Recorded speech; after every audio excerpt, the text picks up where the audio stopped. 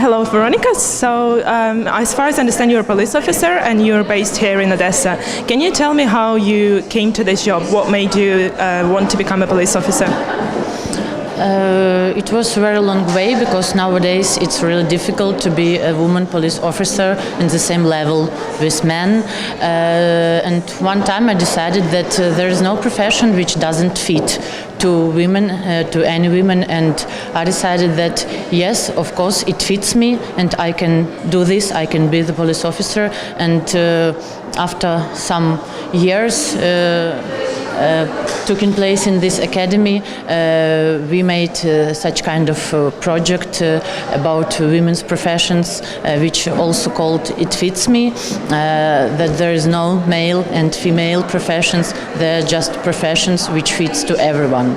So was it like a childhood dream to become a police officer, or did you come to it later in your life? No, it was like kind of dream, maybe from my 12 or 13 years old, and when I became 16 I decided that I wanted to do this thing, and of course my relatives told me no, it's not female, it's something another, it doesn't fit you, you should do another things. And I finished another university, and after finishing this I decided that no, I will do what I wanted all these years. And was it really difficult to pursue becoming a police officer despite of what people were telling you? How strict was it? How strict your family was with regards to it?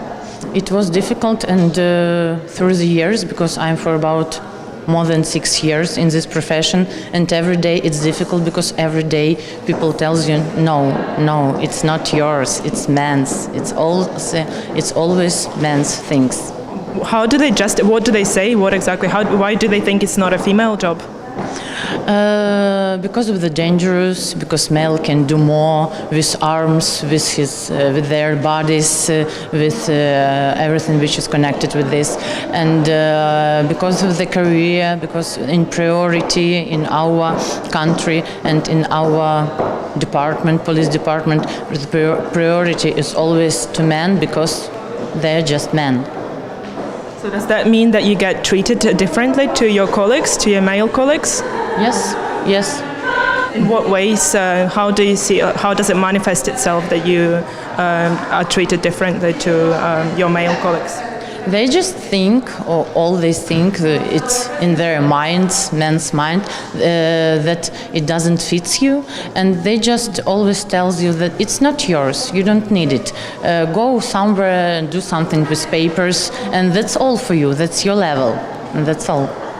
And in our project of female professions, there are a lot of girls, women who represent this profession of police, of forces from different countries, from Ukraine, from Moldova, from Armenia, from Georgia, and people just can see that it's okay because all our ladies which are in this process in these professions, they have very big level, they have very good things that they did, so they are not just a common inspectors, but they're heads of some departments, and it's very serious, they take very serious positions.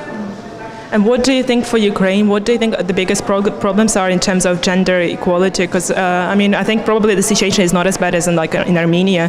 But what would you say are the main problems that Ukraine needs to overcome to become a gender equal country? I think the main problem is that women doesn't believe that they can do this. It's not a problem because of men. Women doesn't believe.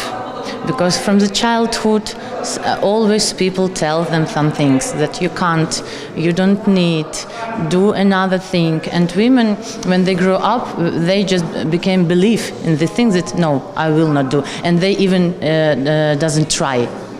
And this is a problem. Just try, because our society now is very open. And Ukrainian society is very open. And if you try this, everything will be okay. Just try. Don't be afraid.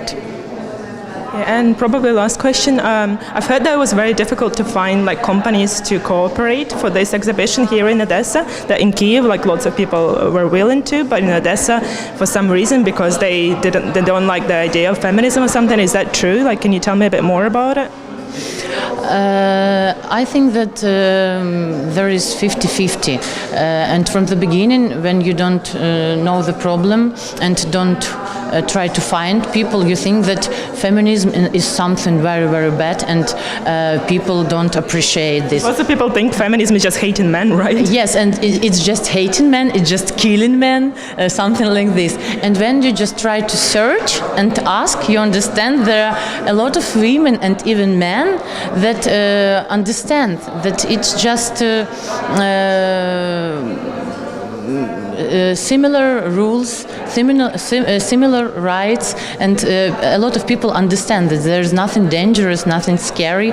And when we were introduced by Facebook, by Instagram, just talking to people about this project, they told, "Oh yes, of course, it's a good idea. Why not? We will share. We will be with you, and we will try to understand, and we will try to explain what feminism is in reality, how it looks real."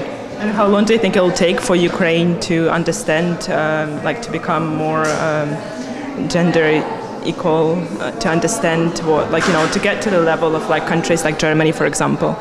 I think we need years, because this post-Soviet period, it did a lot in the minds of people, and I think that we need years and years. It will not happen after this exhibition, and it will not happen after the end of exhibition, after months. I think years and years, but we have to do this now, and we will have results later.